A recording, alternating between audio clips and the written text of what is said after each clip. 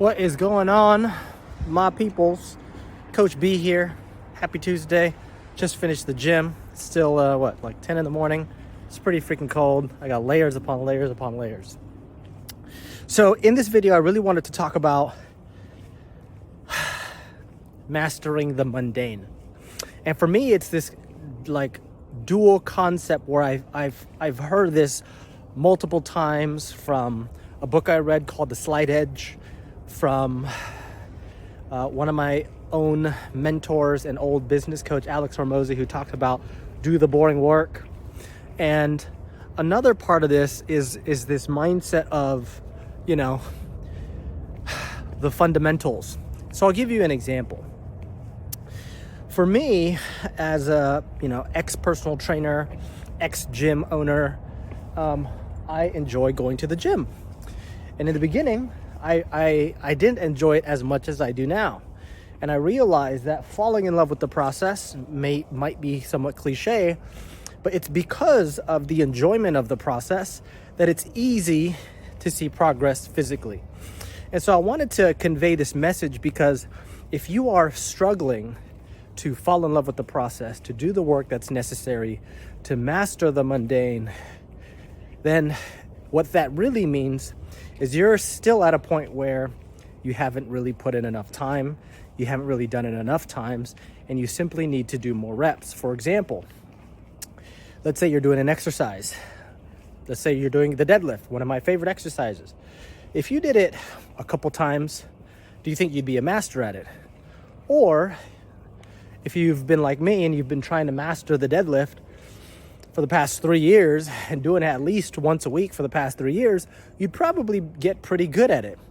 So I wanted to say this because, in what I do pretty much every day, I see people who make progress weekly, and at the same time, I see people who don't make progress weekly.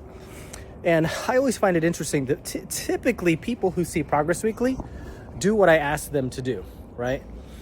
And people typically who don't see progress are typically struggle busing to do what I ask them to do.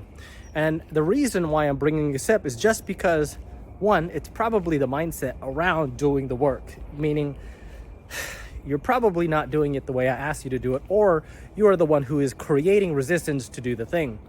And so what I mean by that is you probably just need to do it more often till it becomes more so a part of you.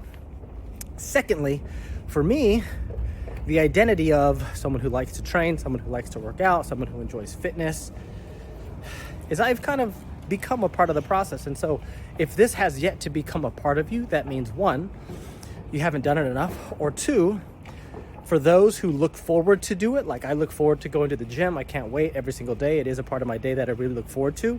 If doing part of the process is something that you're actually not looking forward to, you're actually creating more resistance to doing the thing that's going to help you get to the place where you want to be than the other person who's looking forward to shopping and planning, who's looking forward to researching recipes and experimenting, who proactively asks their coach, who they're paying, for advice so that they don't necessarily have to think, because your coach, me, has probably dealt with more of the same problem, has more of the solutions, tried more recipes, tried multiple diets, tried different ways of doing things, and ultimately has found the most successful way to do something.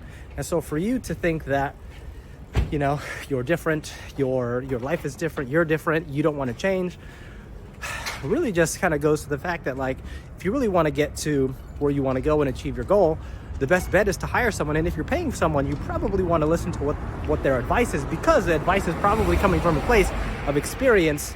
And the main way to be an expert is to be in a field a certain amount of time, help people, but ultimately someone who's failed more often than most people, meaning that I've probably tried things more ways than you.